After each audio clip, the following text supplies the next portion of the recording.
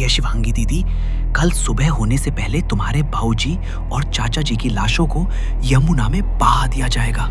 ये सुनते ही शिवांगी के पैरों तले जमीन खिसक गई और उसके भीतर सन्नाटा छा गया। और ये सब हुआ उस दिन जिस दिन गाजियाबाद की मशहूर ठाकुर हवेली के दरवाजे साल में एक बार आम लोगों के लिए खुलते हैं।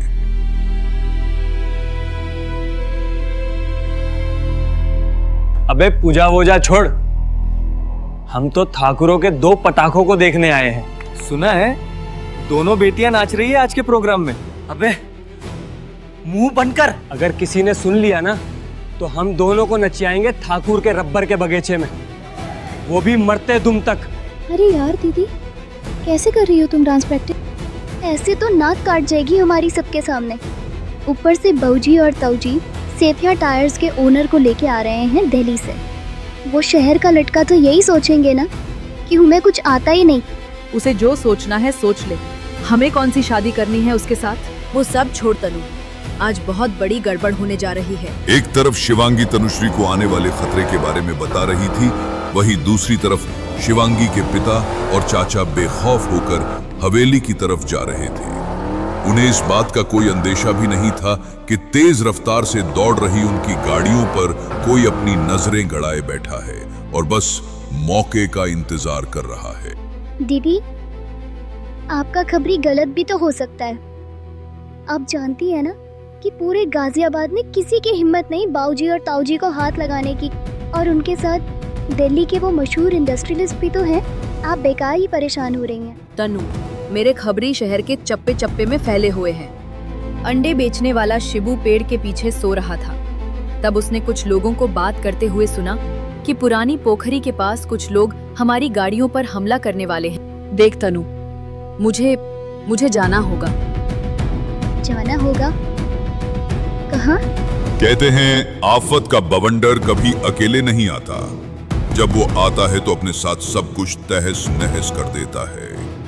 जिस वक्त शिवांगी अपने पिता और चाचा पर मंडराने वाले बाहर के खतरे को लेकर बेचैन थी, उसी वक्त वो इस बात से बिल्कुल बेखबर थी कि सबसे बड़ा तूफान तो उसी के घर की दीवारों में उसकी तरफ बढ़ रहा है और ये तूफान उसकी जिंदगी को पूरी तरह से बदलने वाला है। गांव वालों की भीड़ में घुसकर बड़े ठाकुर की बेटी के कमरे तक पहुंच गया हूं। बस 5 मिनट में शिवांगी ठाकुर हमारे कब्जे में होगी। तुम बस गाड़ी रेडी रखना, और हाँ, कोई गलती नहीं। दीदी रुक जाओ। पता है ना बाऊजी मुझे क्या कहकर बुलाते हैं? शेरनी। और जब वो मुश्किल में है तो मैं घर में बैठ जाऊं। जब तक मैं हूँ बाऊजी और चाचा जी को एक खरोच तक नहीं आने दूंगी। लेकिन दीदी, आप अकेली हाईवे पर उन गुंडों के साथ? अकेली थोड़ी ना हूँ, बुलेश्वर है ना मेरे साथ।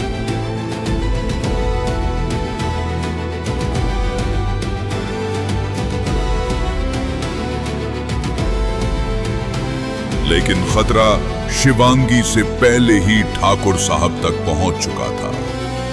जैसे ही उनकी गाड़ी गाजियाबाद की सरहद में दाखिल हुई, वैसे ही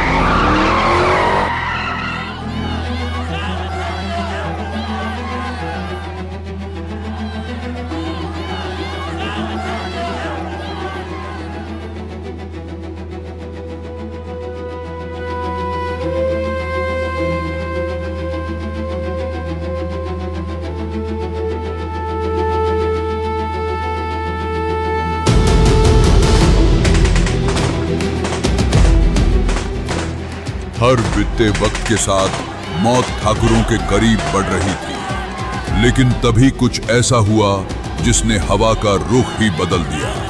उन हमलावरों को ये समझ ही नहीं आया कि उन पर अचानक कितने लोगों ने और कहां से हमला कर दिया। वो बस अंधेरी रात में पेड़ों के बीच से बरसने वाले पत्थरों से खुद को बचाने लगे।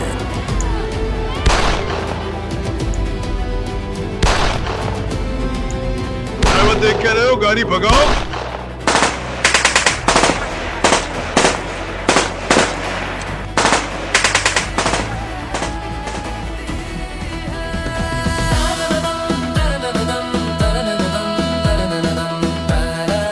भैया, मारा किसने और बचाया किसने? जब खबर लेंगे, लेकिन बाद में। अब बताओ, शिवांगी कहाँ है?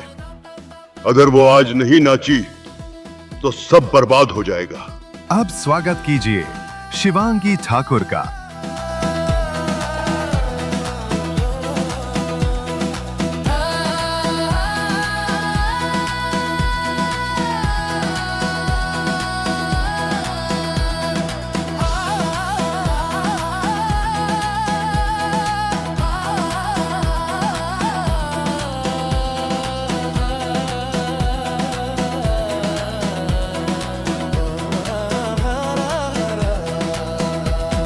मैं आप सभी को रास लीला के इस पावन अवसर पर एक खुशखबरी देना चाहता हूँ।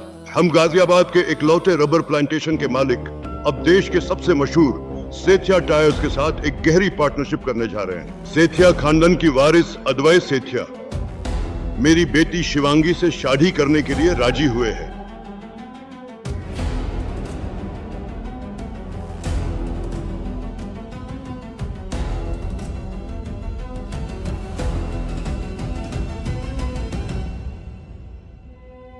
बाऊजी, ये क्या? आपने मुझसे बिना पूछे ऐसे कैसे? ठाकुर खानदान में ये रिवाज है कि औरतों से पूछा नहीं जाता, उन्हें बताया जाता है। जाओ, अद्वैत जी को हवेली दिखाओ।